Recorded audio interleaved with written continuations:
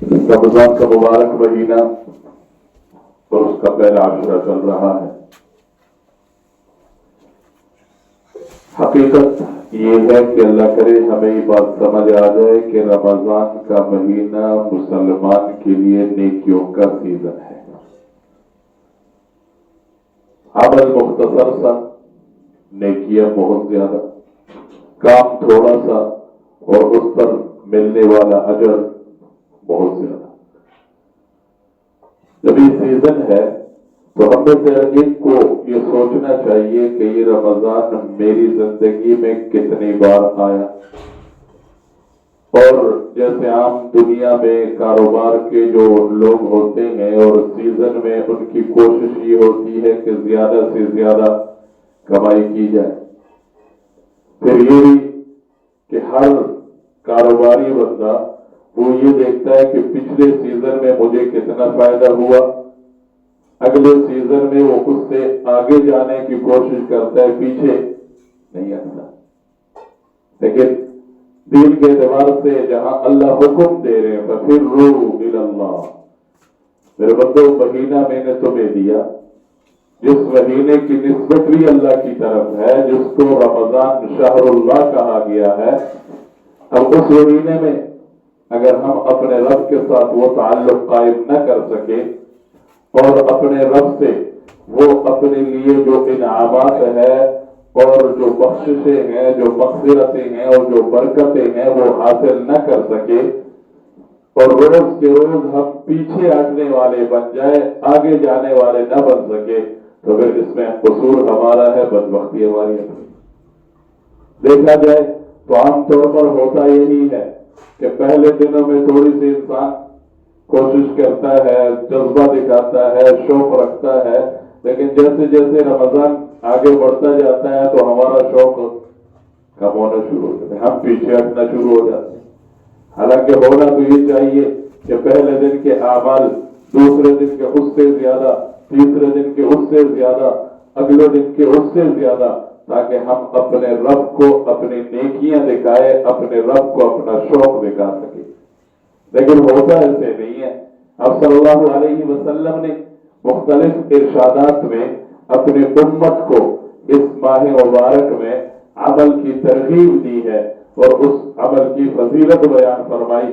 حضرت ابو سعید خدری رضی اللہ تعالیٰ عنہ فرماتے ہیں کہ نبی کریم صلی اللہ علیہ وسلم نے ارشاد فرمایا، جب رمضان کی پہلی رات ہوتی ہے تو آسمان کے دروازے کھول دیے جاتے ہیں، اور ان دروازوں میں سے کوئی دروازہ بھی رمضان کی اخیر رات تک بند نہیں کیا جاتا۔ کوئی بھی مسلمان بندہ ایسا نہیں ہے کہ رمضان کی راتوں میں سے کسی رات میں نماز پڑھے مگر یہ کہ اللہ تعالیٰ اس کے لیے ہر سجدے کے بدلے میں 2500 نیکیاں لکھے گا، اور صرف 2500 نیکیاں نہیں بلکہ اس کے ساتھ جنت میں سرخ یاقوت کا ایک محل بنا دے گا جس کے 60,000 دروازے ہوں گے، اور ہر دروازے کے لیے سونے کا ایک محل ہوگا جو سرخ یاقوت سے آراستہ ہوگا۔ ایک سجدے پر ملنے والا یہ اجر ہے۔ اور میری کوشش ہوتی ہے، رات کی نماز کے بعد بات ہو رہی ہے، اور رمضان میں رات کی نماز جو خاص طور پر وہ تراویح کی نماز ہے، تراویح کے ایک سجدے پر 2500 نیکیاں اور جنت میں یہ محل تیار ہوتا ہے۔ پھر جب روزہ دار رمضان کے پہلے دن کا روزہ رکھتا ہے تو اس کے گزشتہ سب گناہ معاف کر دیے جاتے ہیں، اور اس روزہ دار کے لیے روزانہ صبح کی نماز سے لے کر سورج غروب ہونے تک 70,000 فرشتے اللہ تعالیٰ سے مغفرت چاہتے رہتے ہیں۔ کتنا اجر اور کتنی فضیلت آپ صلی اللہ علیہ وسلم نے ایک ایک روزے کی اور ایک ایک تراویح کے ایک ایک سجدے کی بیان فرمائی۔ پھر آپ صلی اللہ علیہ وسلم فرمایا، رمضان کی رات یا دن میں اللہ کے حضور جو بھی کوئی سجدہ کرتا ہے تو ہر سجدے کے عوض اس کو جنت میں ایک ایسا درخت ملتا ہے جس کے سایہ میں سوار 500 برس تک چلتا رہے گا۔ وہی ساری فضیلتیں ہمارے لیے ہیں، یہ سارا انعام ہمارے لیے ہے، اگر ہم اس انعام کا اپنے آپ کو مستحق بنا سکیں۔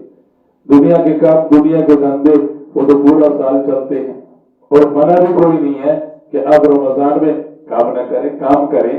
اب تو الحمدللہ آسانی والے رمضان آ گئے۔ پہلے ایک وقت تھا جب گرمی ہوتی اور شدید قسم کی گرمی، اب تو الحمدللہ روزے بھی ٹھنڈے، دن بھی چھوٹے، لیکن شوق ہو تو پھر کام بنے گا۔ اور شوق دلانے کے لیے آپ صلی اللہ علیہ وسلم نے اتنے سارے ارشادات بیان فرمائے۔ کوشش کرنی چاہیے، اللہ مجھے اور آپ کو عمل کی توفیق نصیب فرمائے، آمین۔ الحمدللہ رب العالمین والعاقبۃ للمتقین والصلاۃ والسلام علی رسولہ الکریم وعلی آلہ واصحابہ اجمعین۔ ربنا آتنا فی الدنیا حسنہ وفی الآخرۃ حسنہ وقنا عذاب النار۔ اللہم لک الحمد کلہ ولک الشکر کلہ۔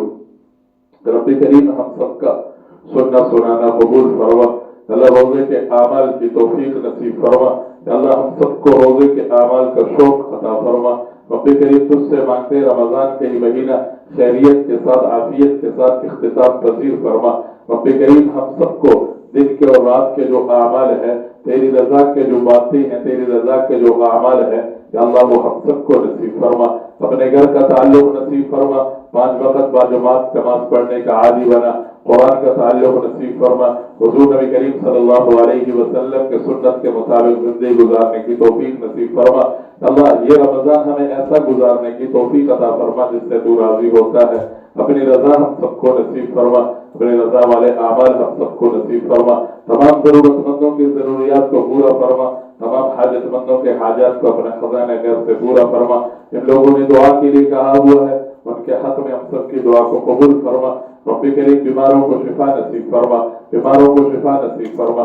ایک بندہ کل بھی آیا تھا، بچہ اس کا بیمار ہے، اس نے دعا کے لیے کہا ہے اللہ اس بھائی کے بچے کو صحت کاملہ عاجلہ مستمرہ نصیب فرما، اس کے علاج کے لیے جتنی سہولیات اور جو ضروریات ہیں اللہ اپنے خزانہ گھر سے پورا فرما۔ اللہ مسلمانوں کے دل ایک دوسرے کے لیے نرم فرما۔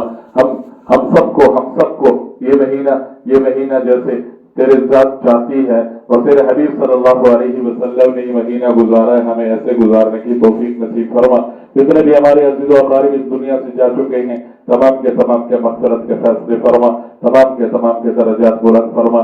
وصلی اللہ علی النبی الکریم وعلی آلہ واصحابہ اجمعین برحمتک یا ارحم الراحمین۔ رمضان